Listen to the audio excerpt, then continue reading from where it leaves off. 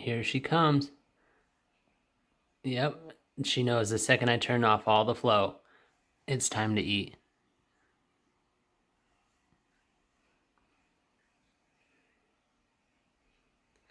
Dude, she is getting huge. All right, I got your food thawing right now.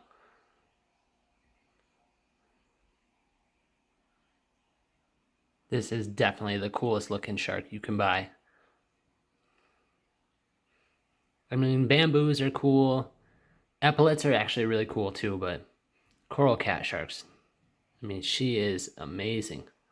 But today I'm going to be talking about the marbled cat shark. And basically this is what she does all day.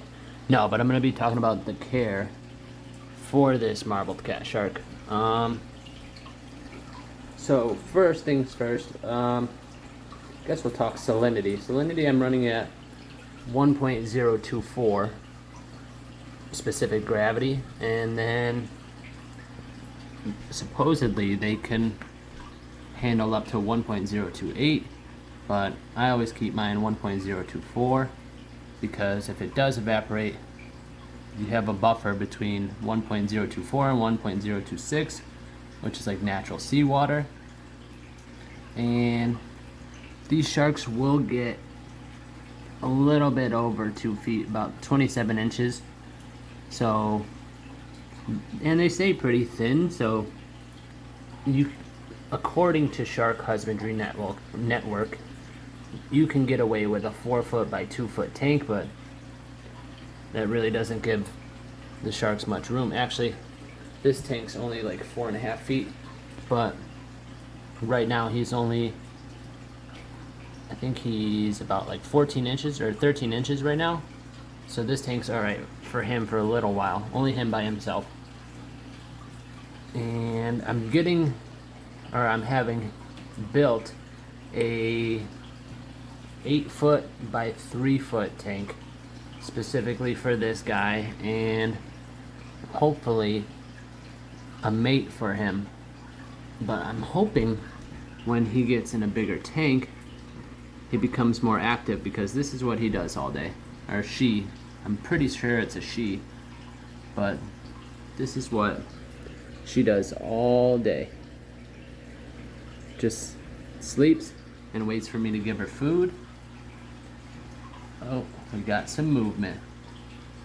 But as for food, these guys need 100% carnivore diet, but they also need iodine. So things like shrimp, krill, crab, any like crustacean that when you fry them, they turn red, so you know that's like an animal that has iodine. But they need iodine in their system so that they don't get goiters, which is like a thyroid issue, and it could prevent them from eating. And it's like their thyroid, it controls a bunch of things inside of their like body. Like, I think it controls hormones and temperature, but I'm not 100% sure.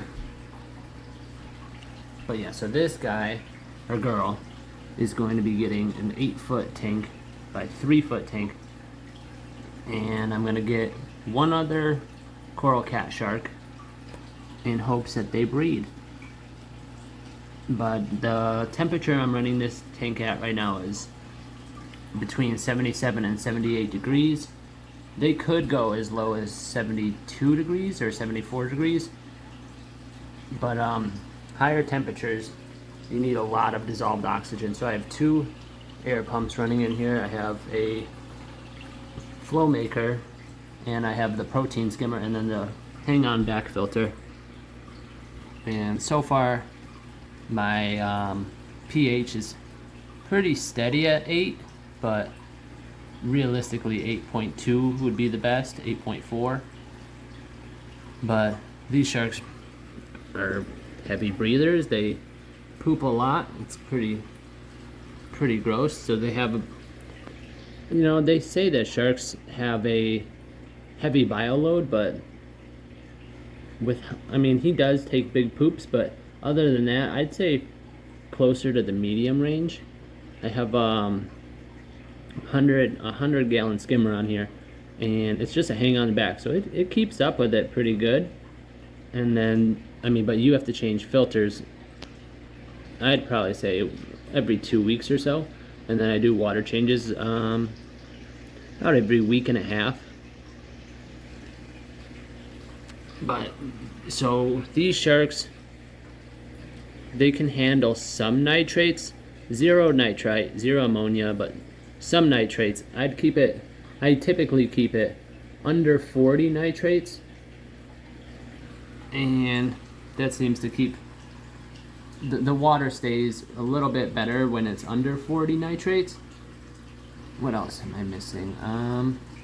These sharks are nocturnal, so he sleeps all day, but about 5 o'clock is when he becomes active. And usually I've been trying to feed him more earlier in the day, like depends on the day, about 3 o'clock or so, just to try to see if he becomes more active earlier during the day. But typically, like if he wakes up a little bit and he sees me over here, he'll wake up like when I come close to the tank and he's expecting me to give him food. But once you give him food, then the second you put food in the water and he smells it, he's like instantly active. But typically people will tell you these sharks, they need a minimum of X amount of gallons. The gallons is not necessarily I guess like the standard of what size tank you need, really. More of the footprint than how many gallons you need, because you have a 4 foot by 2 foot tank that could be 90 gallons, and that really isn't a sizable tank for this shark. And I mean, at least not when they're full grown. Smaller sharks, sure. I mean, I'm just guesstimating this shark is maybe a year or two old, maybe at 13, 14 inches. But this is not his forever home. And so like going by how many gallons you need is not really, because I'm building an 8 foot by 3 foot tank, and then it's 2 feet tall, or 26 inches tall. That's only about 330 gallons or so. I mean, plus your sump, probably doing like a 75 gallon sump. So you're talking 400 gallons of water volume. I mean, that should be pretty good for this shark for his entire life, and another one hopefully. And I've been thinking about a blue spot stingray, just because I feel like a small, lightly stocked predator tank would be pretty cool. Look at that. I just started cleaning his tank and he's seen me moving, and now he's up and he's like, where's my food? I keep saying he, but I mean she. I think it's a she. But she's like, where's my food now?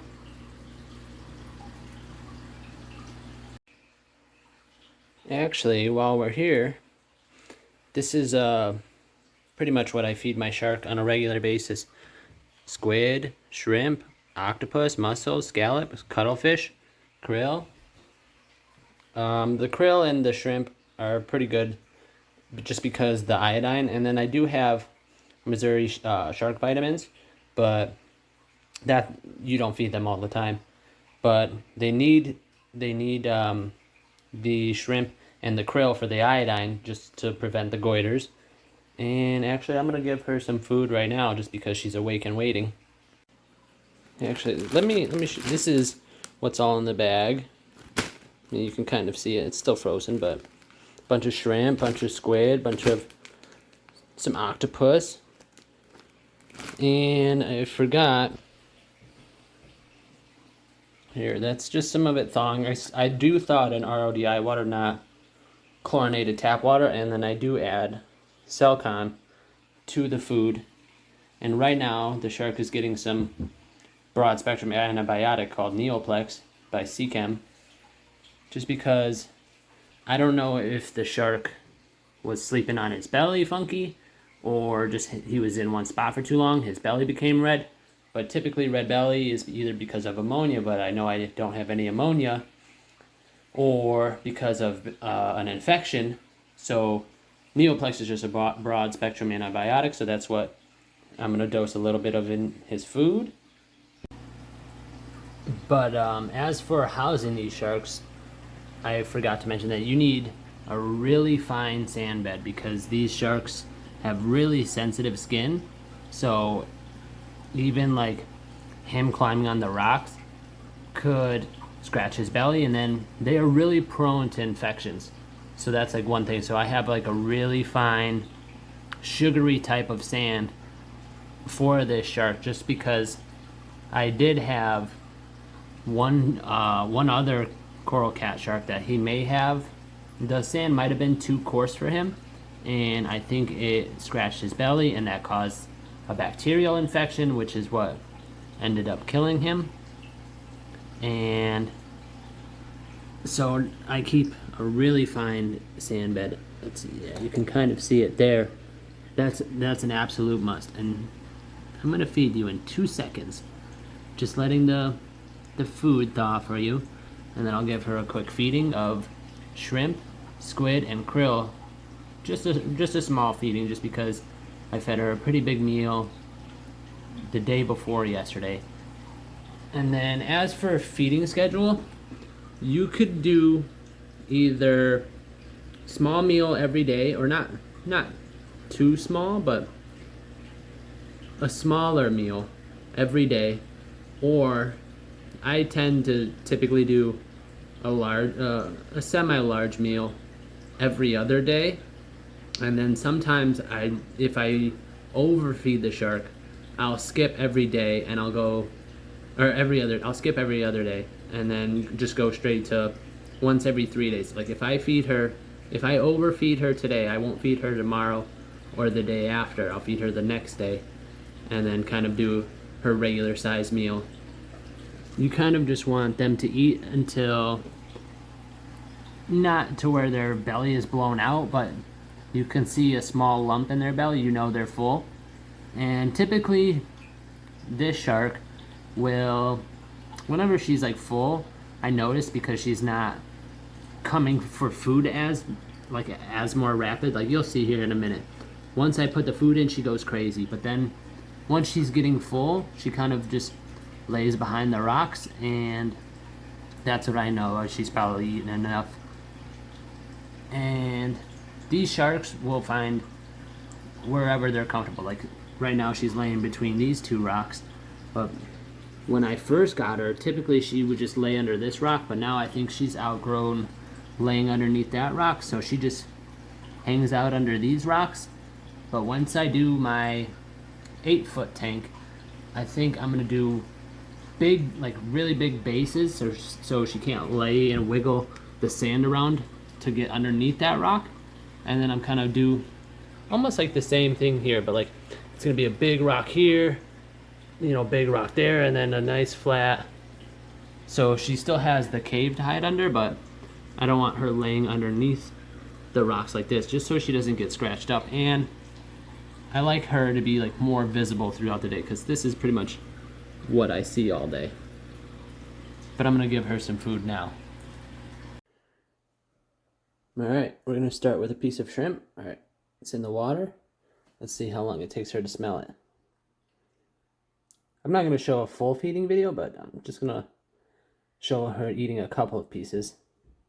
But this is how I feed my shark, just for right now since she's in this smaller tank, but these tongs are long enough that I'll be able to feed her in the 8-foot tank too.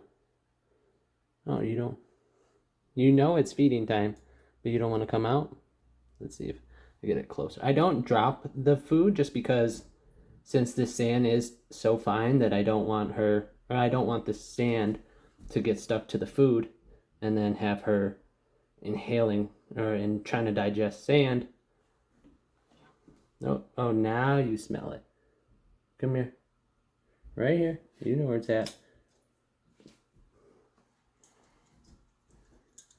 Let's get her a couple more pieces. Let's see, whatever I grab is what I grab. But actually I think I have a couple pieces here. Oh, don't know if the camera just, let's see. Come here. Oh. This is how active she gets. Oh. Oh yeah, the second she smells food and knows food's coming is when she starts becoming active. Like this is, like she's gonna look everywhere for food. Sorry, every time I put the camera up, that's because I'm grabbing food out of the cup behind me. And I don't have a table behind me, so it's on the floor right now. Come on. Oh, there you go.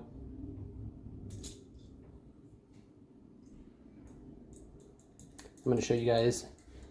I'm going to show you her eating one more piece, and then I'm just going to continue feeding her off camera.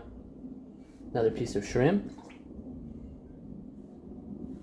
And they can pretty much, if you cut the shrimp, they can pretty much eat pretty big chunks actually. They'll crush it down.